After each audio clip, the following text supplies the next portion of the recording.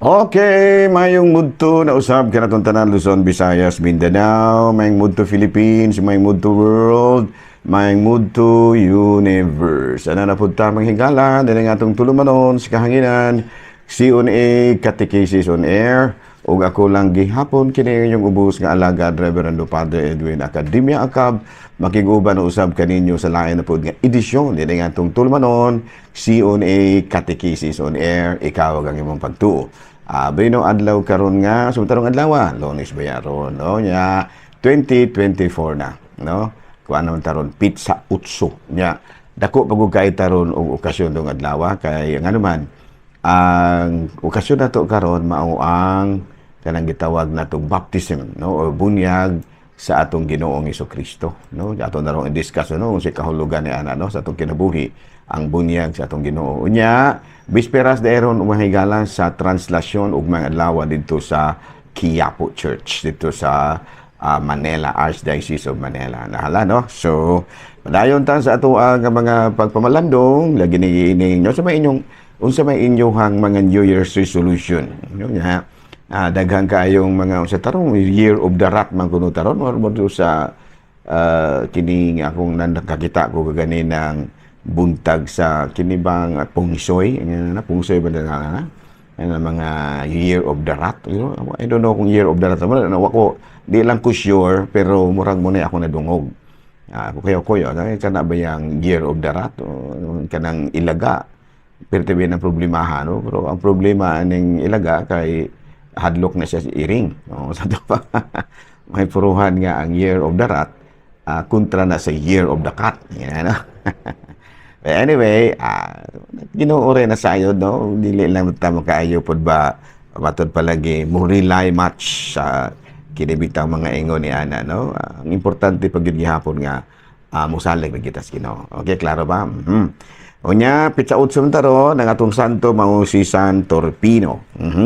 Obispo ni siya sa Norway, no? Norway. Unya usa kini siya ka Cistercian monk. Unya naila sa iyahang pagkabalaan no prayerful unya matud pa detached from kinabitang mga dedicated himself to the separation between the church and the state, especially ang clergy privilege episcopal kanang gitawag na authority and firm will of what is evil and ungodly. No? So ingon ni ana si San Torpino. No? Naman na makita man yung kitsura mahigala obispo ni siya no. Si San Torpino. No? Padayon ta mahigala no. So sama kang San Torpino, mga lagad sa simbahan, pangayoon nato sa Ginoo nga unta. Tagang dagit kita og kadasig sa bisan unsang mga buluhaton nga ato ang masugatan. Okay. Bino, wala lang una kita karon si BCP Diyos mahigala kay medyo na busy ko gamay ron na kuan-kuan ko gamay medyo ba na katungod sa kagahapon gikapoy ko gahapon mahigala no abot nga no to kay wa mo ko kapahuway sa mga alauna usually ang angkong mas mo end na og 12 then pag abot sa 12 pahuway ko ana nya kay wa mo ko kapahuway na abtan kog 2 o'clock nga wala ko kapahuway so muna nga after 2 o'clock, may misa ko sa Tibiawan and then may misa na po ko sa kining Anibong. Pagkahuman, medyo kapoy na ko kayo. So I have to sleep early. Of course, nakamata po ko early. No? Sa muna nga karon medyo luya-luya tagamay na wala ko ka-research kapahin sa CBCP News. Okay? Nahala, no? Padayon kita sa tuang mga buhatono ni ining kamudtuhon ug ari kita mga higala no atong santo karon lang rekas mga katekism na ta. First question natin mga question dire mga higala. Mga pangutana nga atong tubagon. Okay, unsa may buti pasabot og ecumenical prayer service. Yan okay. Nadungog ba ang mga ecumenical prayer service? Of course, ecumenical services are neither Catholic or non-Catholic. Sa ito pa dili na siya Katoliko, dili po na siya dili katoliko. Dili na siya katoliko, di po na katoliko. It is a service where Catholics and non-Catholics come together to offer divine worship So dili pwede nga antos muon sa kapilya sa non-Catholic ang kining gitawag natong ecumenical service. Dili pod pwede nga antos sa Katoliko nga simbahan. Unya kinahanglan nga present gyud ang mga ministers sa nagkalain-lain mga simbahan. Sa ato pa kung ecumenical service ang Iglesia ni Cristo ug ang Katoliko, kinahanglan nga naa gyud ministro, naa po'y mga pari. No, unya kanang kung wala gyud ang mga Katoliko nga dili mo apil aron malikayan ang kana sa to pa kung panlitan og walay pare sa Katoliko nga naa dinha, ang mga Katoliko dili lang ta mo apil sa ecumenical service aron malikayan nga adunay one-sided, mahimong one-sided ang maong gitawag nato og ecumenical service. Para ko may man ang ecumenical service basta magkasinabot ra gitag mayo, no, nga kinahanglan nga wala gyud kanang gitawag nato og religious doctrine and prayers. Kana bitaw wala ba ingon ba nga one-sided bitaw nga kana bitaw ang mga isyu kabahin sa relihiyon nga nagkabang ang duha ka mga pagtulunan dili lang nato i-touch. Okay, so another question. Nailaing relihiyon nga giingnon ko nga giingnan ko padre nga sila ray maluwas. O sa may mga ikasulti.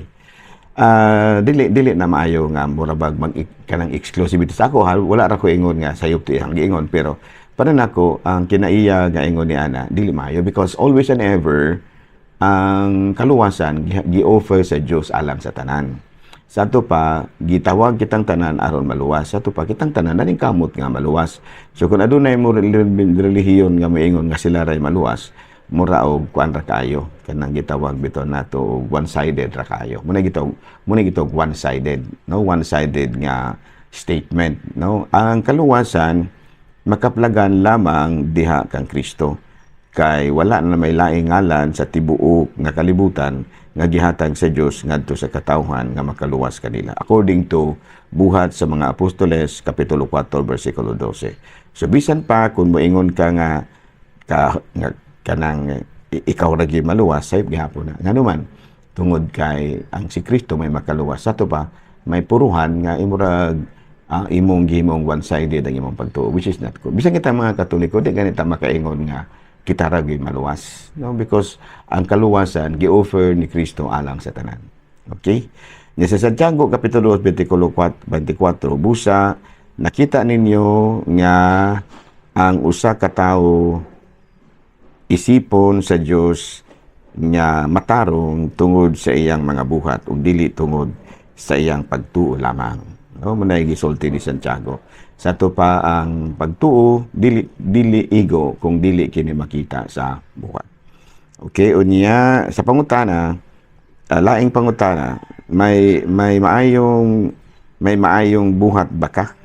Diyos lamang ang maayo, no? Ang mga binuhatan. So dili ta ba kaingon ni ana, no, nga kita ra gyud mo'y maayo. Kinahanglan nga ang Dios gyud may mohukom. Unya sa Mateo kapitulo 7 bersikulo 21, dili ang tanan nga magtawag kanako Ginoo, Ginoo makasulod sa kingharian sa langit. Kung dili kadto lamang nagtuman sa kaubuton sa akong amahan nga atuwa sa langit. No? So tuman lang gid ta na man gid tay do naman gid tay mga gitawag natong mga buluhaton, ato na gyud ang tumanon. Wala na lamang tay ingon nga gitawag natong pagduha-duha, no? Kay magbinuutan ra gid ta kay gusto mo lagi tang maluwas, ingon ni ana, no? O sa unang sulat ni San Pedro ngadto kapitulo 4 bersikulo 5, apan makahatag sila og husay, apan muhatag sila og husay sa ilahang kaugalingon ngadto sa Dios nga adunay kanunay paghukom sa mga buhi ug sa mga minatay. Dato pa kini di ay gitawag nato og paghukom ato ang Ginoo ra gyud ana. Klaro ba? So kanang niingon mo nga sila ray maluwas, iya sad na pero dili na siya ang ituhuan. Oh, klaro ba? Okay, no, psychology, if a picture sa psychology do naman goy mga uban ba nga ngano kunong dili ta maluwas mo mga basihan sa uban nga mga laing relihiyon tungod lagi kuno kay naag simba kuno tag mga Dios. Ang problema ana kinsa mang Dios ha? Ug miingon sila nga ang mga santos wala man nato nagipaka-Dios ang mga estatwa. Kuan ra man na siya representation ra man na. Representation ra man na sa mga gitawag nato og the original representate or replica sa original entity. O pananglitan kabahin og Santo Niño. Replika ra man na siya sa original gyud nga Santo Niño nga mao si Kristo. O miingon ka nga mahal nga Birhen Maria estatwa, kuan ra man na siya kanang picture man na, replika ra man na siya di gani na tawag tong replika. Kuan gani gyud na siya kanang gitawag nato og audio visual representation, no? Audio presentation, visual presentation, dili audio, no? Visual representation sa posible nga hitsura sa mahal nga Birhen. Ingon ni ana, no? Sa to pa, kuan na siya. It is a visual representation. Ato pa, kay nagdala man lagi nagtuo man lagi ta nga nagdala siya sa itsura sa mahal nga Birhen, so man nga ato pong gilahi. Ang gilahi nato siya, tungod lagi kay magtahod man lagi kita sa mahal nga Birhen. Kay isip inahan sa Dios. So mananahunog ginaingon bitaw sa psychology nga, if a picture paints 1,000 words, then why can I paint you? Sa to pa, ang buti pa sabot, ang picture nagsaysay ug daghan kayong pagtulunan. Mo na gitawag og if a picture paints 1,000 words. Sa to pa, ang usa ka hulagway nagdala og daghan kayong mga kahulugan. Sa to pa, kung imong tan-aw ng kahulugan sa usa ka picture, diha nimo makita kung balaan ba kini o dili. Panalitan ha. Panalitan pictures atong Ginoong Hesukristo. Nagdala man na sa iyang balaan. So unsa may gidalang kun ana mensahe anang piktura. At least ato siya nga makahatag kini, makapahinumdum kini kanato sa Ginoo. Ina naman na.